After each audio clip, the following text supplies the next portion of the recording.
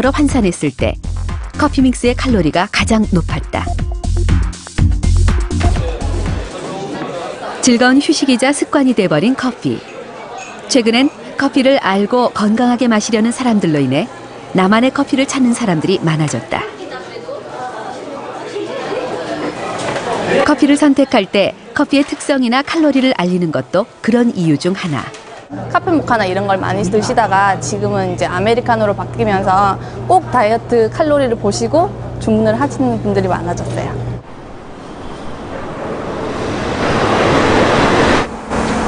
배재훈 교수는 맞춤 커피를 권하는 의사이기도 하다.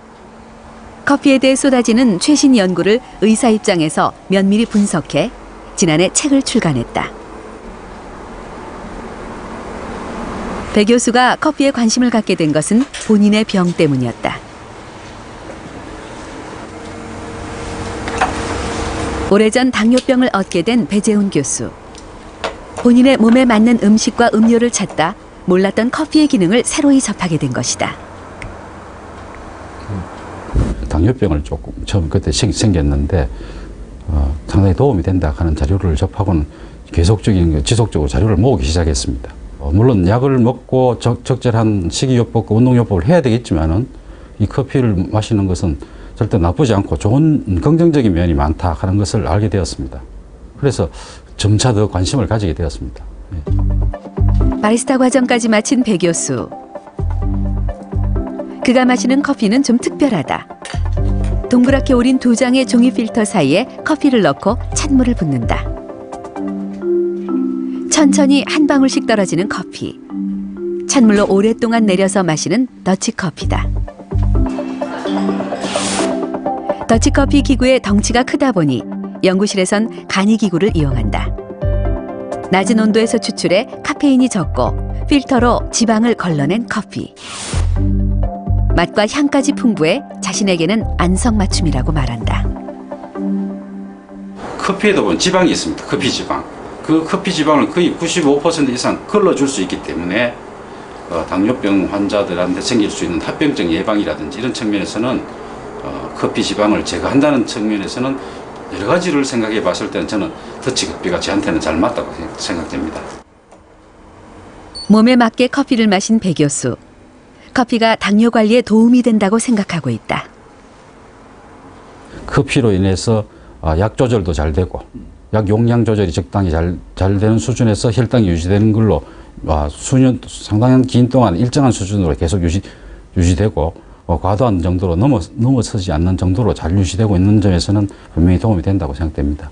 집에 혹시 배 교수는 주변에도 맞춤 커피를 제안한다.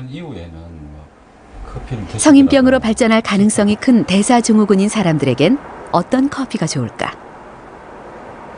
대사성 질환 또 대사증후군에 있어서는 제일 조심해야 될 것이 커피 지방 성분을 빼고 드시는 것이 가장 중요합니다. 커피 지방을 뺄 수 있는 조건은 종이 필터를 통해서 커피를 추출할 경우에는 거의 대부분을 제거할 수가 있습니다. 배 교수는 될 수 있으면 하루 3잔 블랙커피를 권한다. 특히 중년 이후엔 설탕과 후림을 빼는 것이 성인병 예방에 좋다고 말한다.